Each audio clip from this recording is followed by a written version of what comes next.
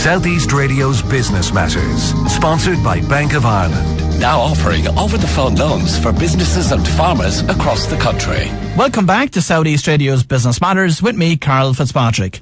Before the break, Dr. Pat Lynch explained the process involved in applying for an innovation voucher and the scope of research projects that fall within the remit of this initiative. My next guest this morning is Philip Cullen of South East Financial Services. Philip, you're an active member of the Gorey chapter of BNI. But first, tell us about your own career, Pat. My own career, I worked for many years in Glanbia, making Yoplait yogurts in Inch, there just outside of Gorey. And then almost 20 years ago, I took a chance and I moved into the financial services industry. I became a financial advisor and a mortgage broker, and I worked in that for one of the leading financial brokerages on the East Coast for almost 15 years. I was financial broker, I was mortgage broker, I was a broker consultant recruiting other brokers, I was teaching brokers how to package mortgages for the banks, and then I moved solely to my own business in 2013. So in 2013 you set up South East Financial Services. Now, thinking back to 2013, there was lots of businesses closing their doors. So what made you decide at that particular moment in time that there was a sufficient market opportunity for you to set up your own business?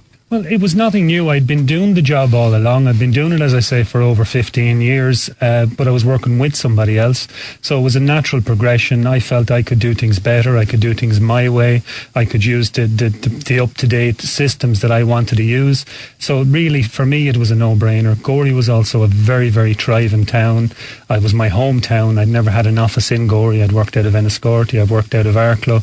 So when you put the two of those together, it was a no-brainer for me to open an office in Gorey. I know certainly from any startup business perspective, marketing is always a challenge. How did you get your name out there and how did you go about developing the business? Yeah, as I say, it was very strange. When I opened the office in Gorey, even though I was from Gorey, I had spent no time in Gorey. I was probably least well known in Gorey than I was in anywhere in the county.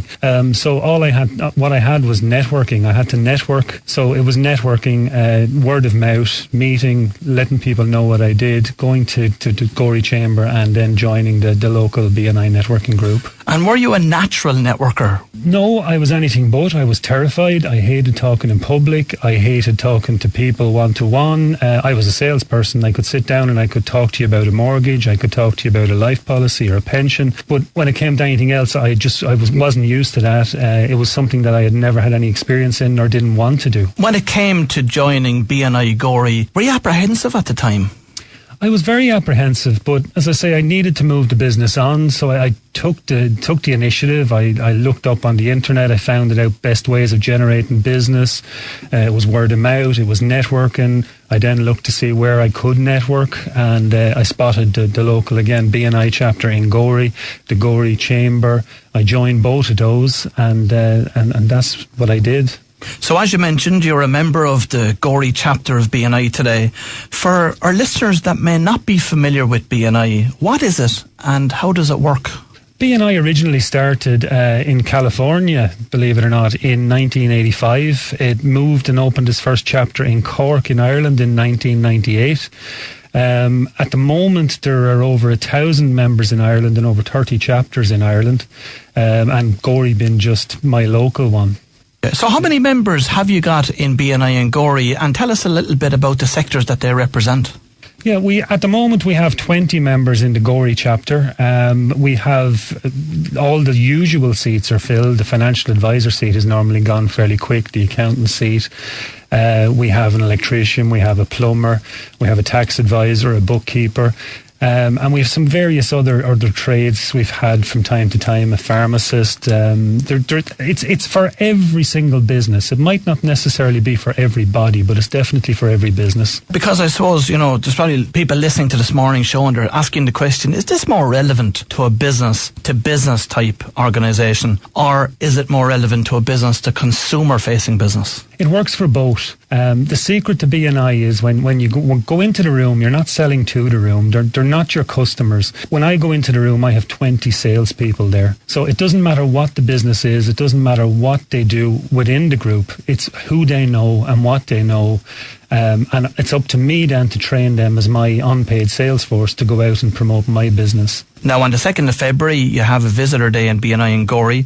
Is there any obvious sectors that you'd like to see represented there on the day that you feel there's an obvious gap for in the group? Yeah, definitely. As I say, there's many businesses that we need. But I mean, the ones that jump out that we're passing referrals to other chapters because we don't have them filled in our chapter. We're giving away business that we want to keep in Gorey. We need a plumber. We need a general builder. We need somebody for the general insurance seat. We need a printer. We need a sign writer. There's just many more. And every week we're handing away business to Wexford, to Arklow, to Kilkenny, just to other chapters because we don't have them chapters within the room. Now, there is a perception that BNI is a closed group, but perhaps that stems from one of its rules, which only allows one member from each sector. That's correct, we do. We only allow one member from each sector.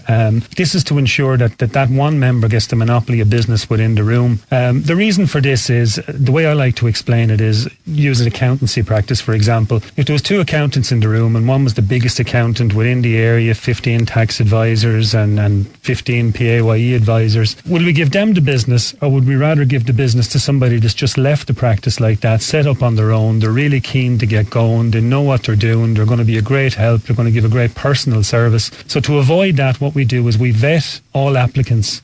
We pick one that's right for them and right for the chapter, and then we give them the monopoly of business.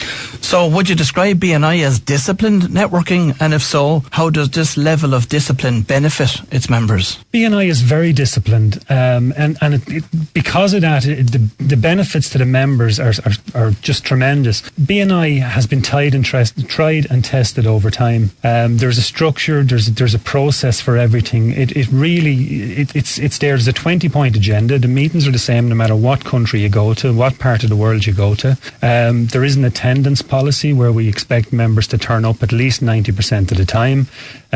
You are allowed to bring a substitute if you miss a day, but we do expect people to be there the majority of the time. And ultimately, BNI is all about passing referrals and that whole ethos about givers gain. What happens if somebody becomes a member and, let's say, for 3 or 6 months they go by without passing a referral? There's no emphasis. Okay, it is a referral organisation, but I mean, there's many ways to contribute. We ask that you bring a positive contribution. The positive contribution could be bring a visitor, it could be give a referral, it could be give a testimonial for work done. So there's various ways to contribute. You'll also be trained on how to give referrals and how to get referrals and how to promote your own business and other people's business. And initially, when you join first, you're encouraged not to give referrals, believe it or not. But that's because you have to get to know us and trust us before you can recommend us. So everything there's a step, and you just follow it, a step-by-step course. I know that BNI Gorey recently reached a milestone of €3 million worth of business being generated for the businesses of its members. Tell us a little bit about that. Yeah, BNI in Gorey itself, that opened almost 8 years ago now, BNI in Gorey. We're almost up actually to almost 3.6 million done in that 8 years. Last year alone, we passed 731,000 within the room. And the average referral value now in BNI, so the average member will make about €48,000 out of BNI. And that's what they did, in 2015. There may be people listening this morning thinking that the Chambers of Commerce also offer networking events. So what can BNI offer me that is different to other networking activities? I'm a member of the Chamber and I'm a big believer in the Chamber. The one problem I have with the Chamber as a networking thing is I could go to some meetings and there could be 15 other financial advisors. Who would somebody give a referral to? There's no structure on it. There's no accountability. The BNI is different. You have one person. Their sole idea is to get business and get business for each other. And as you said, the giver's gain ethos is important. The way I like to look at that is BNI works, rather than me going to you and say, can you please give me a hand? Can you please give me a referral? Can you please help me with business? BNI is, I give you as much business as I possibly can in the hope that you'll pass me some back. That is the difference for me. On February 2nd, BNI Gorey will host a Visitor Day. What's the purpose of this event? The purpose of the Visitor Day is to let people know that we're there. There's still an awful lot of people that don't know that BNI is there. They don't know what we do. They don't know how we do it. So on the Visitor Day, people are encouraged to come in. They'll be given a seat in. They'll get to sit and have a look with other visitors exactly what a BNI meeting is, what it does, how it goes. Everything will be explained to them at the time. There'll be a question and answer session after. So it's just to let people know what's there. And the reason for a visitor day is because there's going to be a lot of other visitors there as well. You're not going to be there on your own, sitting in and looking at it. So if any of our listeners would like to attend this event, where do they go for more information?